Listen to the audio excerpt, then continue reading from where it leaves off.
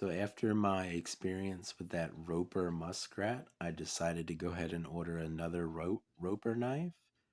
This time I went with a Stockman in this like yellow, I think they call it like a jig bone. It's kind of like a saw cut. Had a baby with a jig bone because it's not really saw cut and it's not really what I would consider to be jigged either. But it's interesting. It's like what Rough Rider would refer to as saw cut, even though it's not really saw cut. But these are some bright yellow bone covers here. Um, in the picture, it was like a more yellowish orange, but this is a very bright yellow. I assume they vary slightly. This is a Stockman. The fit and finish on it is it's all right. It's not perfect. This is a $17 knife, something like that. The action on the main blade is not great. It's all right though. Um, does have some blade play. I can probably fix that, but it has just the slightest amount of blade play on that main blade.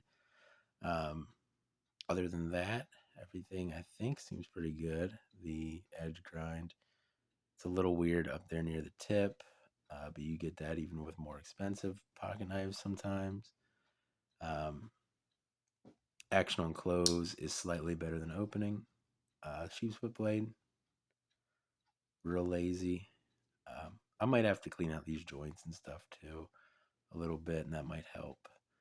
But I don't think it has any play. No, it doesn't have any play.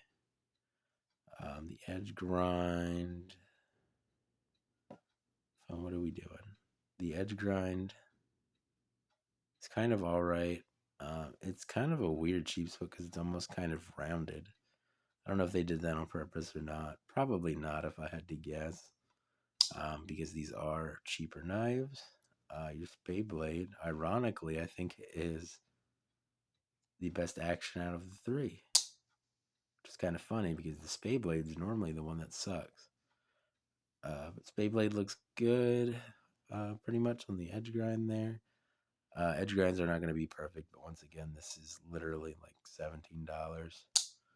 Um, so yeah, pretty neat little knife for the price. Good enough to carry and everything. Now, am I going to carry it? Probably not. Um, any like regular amount of time. I may throw it in my pocket every now and then or something. Um, but I have much more exciting pocket knives and everything that I can carry.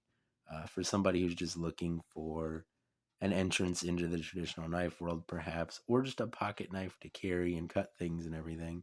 Something like this is pretty perfect for somebody like that because it's a knife that's not super expensive. So it doesn't, hurt your wallet that much. And then if it gets broken or you lose it or something, it's not necessarily the end of the world. Um, this one does need a little bit of fine tuning. I could use some oil in the joints. That is the one thing about slip joint knives. If you keep the joints oiled, the action will be better. This one's kind of gritty and uh, tight feeling, I guess. It's not very snappy, and it does feel gritty. So if I clean it out, it'll probably be a little bit better. But I'm not expecting it to be amazing or anything as far as the action goes. The bone actually looks pretty good. I do wish it was more of like an orangey yellow and less of like a bright yellow. But that's kind of interesting that it's like that. Knife overall is built well enough that I'm not concerned about anything. I will probably try to fix that blade play, which will probably make the action even worse.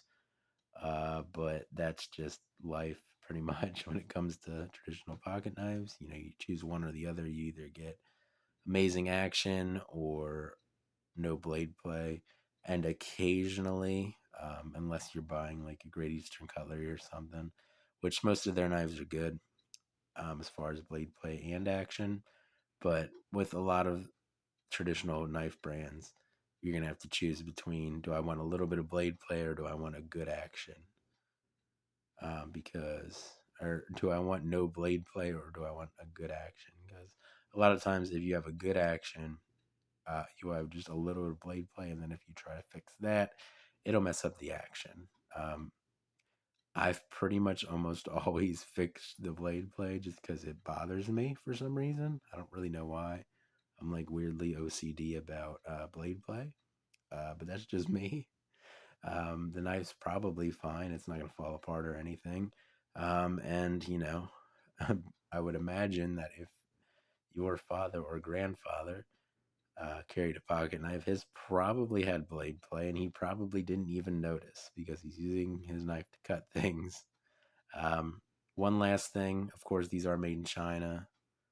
And these use 1065 carbon steel.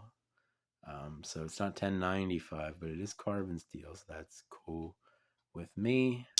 Even if it is more affordable carbon steel, I just really prefer carbon steel because I like how it changes over time. Um, but anyway, it's gonna be the video on this Roper Stockman. That'll be it for this video, and I will see you guys in the next one. Hope you have a good day.